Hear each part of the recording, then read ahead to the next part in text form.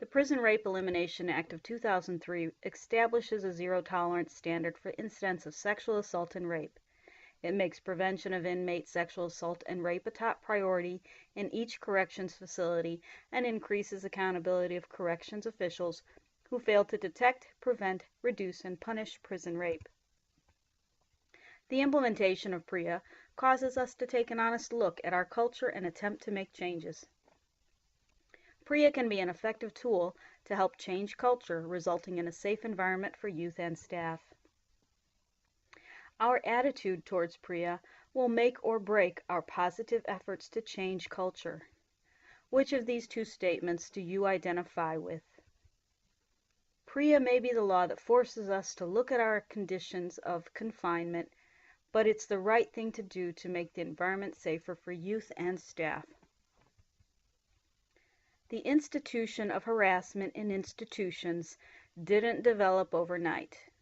The culture of an organization can be the pervading influence, superseding any written rules or regulations, and is perpetuated by the fear of acceptance from one's peers. Our organizational culture can be a positive and nurturing one, or it can be negative and damaging to the mission and vision of the Department of Youth Services. The following are definitions of culture as presented in Webster's Dictionary. Do you have another way of defining culture in your work site, institution, or region? Are there specific traits within your workplace which are unique to its culture? Beliefs are shared explanations of experiences. We all have a belief system based on our worldview. Beliefs can be based on fact or assumptions that may or may not be true. Beliefs may include a belief that family is of fundamental importance, or a belief that honesty is always the best policy and that trust has to be earned. Values are subjective and vary between individuals. Sometimes they vary greatly between organizations. Some examples of core values include dependability, adventurousness, education. Are you motivated and loving? Social norms are the behavioral expectations and cues within a society, group, or agency culture.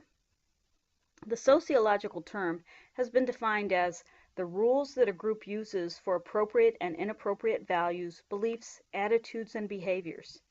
These rules may be explicit or implicit. Failure to follow the rules can result in severe punishments, including exclusion from the group. They have also been described as customary rules of behavior that coordinate our interactions with others. The social norms indicate the established and approved ways of doing things, of dress, of speech, and of appearance. These vary and evolve not only through time but also vary from one age group to another and between social groups. What's deemed to be acceptable dress, speech, or behavior in one social group may not be accepted in another. The cultural continuum shows the progression of a zero-tolerance facility to one of egregious infractions. An environment that tolerates profanity, horseplay, and crude jokes can quickly devolve into an unsafe place for both youth and staff. All levels of staff begin to hide bad behavior in order to protect their jobs and avoid discipline. It is far better to work and live in a culture of safety rather than one of secrecy. Zero tolerance does not mean we accept 5% bad behavior or 1% bad behavior. We accept 0% bad behavior and give real meaning to a zero tolerance culture. The culture of a facility or parole office is greatly shaped by the human dynamics in the facility, regional office, or central office. Basically, the culture is impacted by how staff interacts with each other. Our culture is impacted by how staff interacts with youth. The code of silence that has taken hold in juvenile facilities is deeply destructive, profoundly unacceptable, and symptomatic of an urgent need for cultural reform in the juvenile justice system. By allowing misconduct to go unreported and unpunished, The code of silence undermines the very purpose of the correctional system to safely house those committed to its custody and to help them prepare for the return to the community. What does the code of silence look like in our agency? It's up to us to decide whether to help our fellow humans when they're in need. We can be passive bystanders, or we can step in and intervene. Within each of us is the capacity to have a positive impact. Don't be stuck in a code of silence. Don't be a bystander. Let's discuss what we can do to be aware of and prevent sexualized environment from developing in our facilities. What do you think are some ways to prevent this type of work environment? Some recommendations include adhering to a zero policy of all inappropriate sexual conduct. This includes no jokes, put-downs, slang, and name-calling, and of course, no sexual contact. Eliminate any appearance of permissive behavior or favoritism. Always remember that no interactions are overlooked by youth. Maintain a professional relationship with the youth and avoid any appearance of overfamiliarity. Don't discuss your personal relationships, social activities, or social media with or around youth. Strictly enforce rules regarding personal boundaries, dress, and touching. Remove any and all inappropriate materials from the staff bulletin boards and break rooms. It is each individual's responsibility to prevent this type of environment from forming by maintaining professionalism in all interactions with staff, youth, families, and the public. Keep in mind that staff sexual misconduct can happen right under your nose. It's often undercover, but even so, there's usually red flags that other staff either didn't recognize or simply chose to ignore. Let's discuss some of those red flags. What is a red flag and why is it important? A red flag is a warning signal. They are actions, words, situations, or settings that should warn a person that something may be wrong.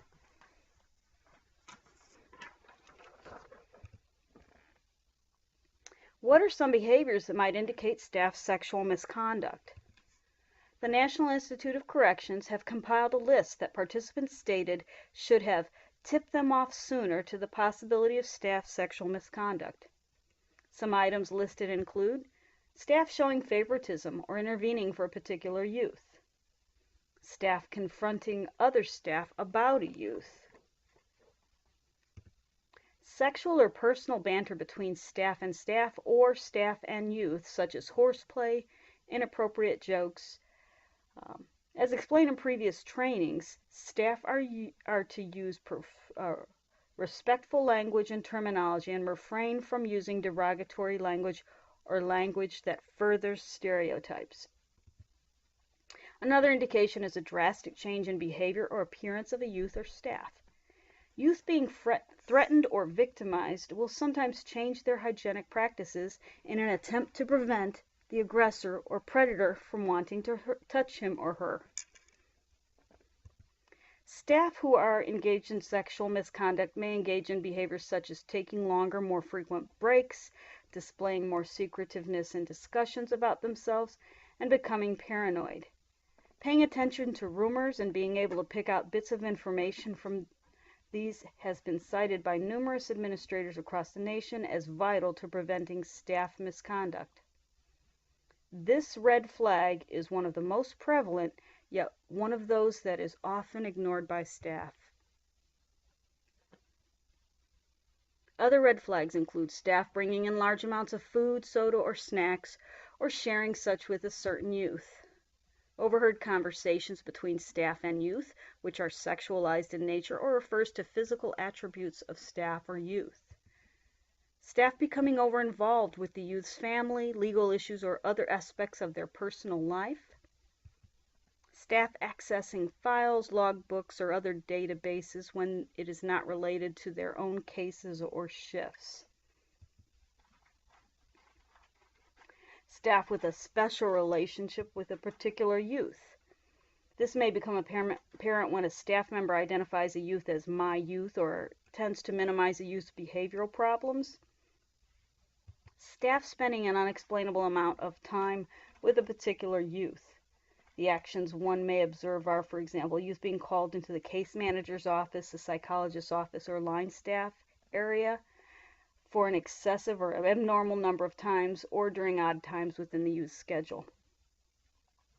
Staff taking youths out of their rooms or dorms at unusual times should also be a red flag. Youth pregnancy or diagnosis of a sexually transmitted disease. This is often a problem when a youth contracts an STD or becomes pregnant while in DYS custody. Whether it be from sexual conduct with staff or another youth, it needs to be investigated. As you can see, there are many indicators to guide you better. Take note of this: the more red flags there are, the greater possibility there's some form of misconduct going on. Grooming is the process by which an offender draws a victim into a sexual relationship and maintains that relationship in secrecy. The shrouding of the relationship is an essential feature of grooming. The perpetrator who is grooming a victim works to separate the victim from the peer, typically by engendering in the victim a sense that they are a special person and they are special to the perpetrator, and they give a kind of love that the victim needs.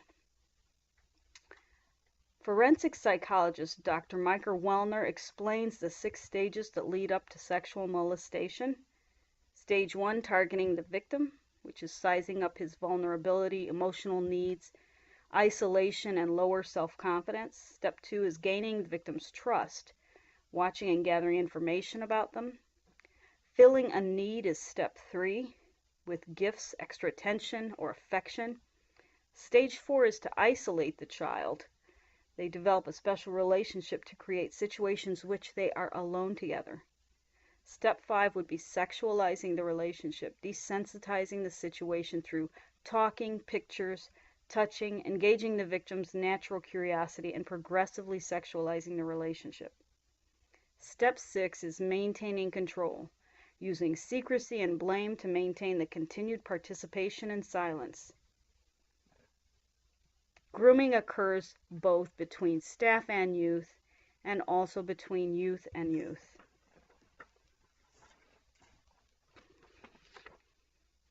In terms of adolescent sexual development, there are behaviors which may not be considered criminal outside of the system, which are prohibited with youth in our custody.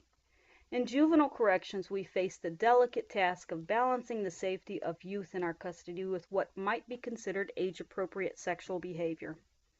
For example, masturbation is considered age-appropriate, and DYS rules allow youth to masturbate in private. Sexual exploration with another youth might be considered age-appropriate in certain situations, but these are prohibited in DYS. Culture within our agency, its facilities, and regional offices will only change with the support of all staff. Why do we need all of these persons and entities, and how are they relevant and essential to the cultural change? What will happen if a facility or region wants to change culture but gets no support from the stakeholders? Our agency is dedicated to making changes in the culture of the Department of Youth Services and its institutions. Any and all sexual harassment or sexual conduct between staff and youth is prohibited. We can take this seriously. We can have an impact on the situations we control. We can make the conscious decision to value safety and treat one another with respect.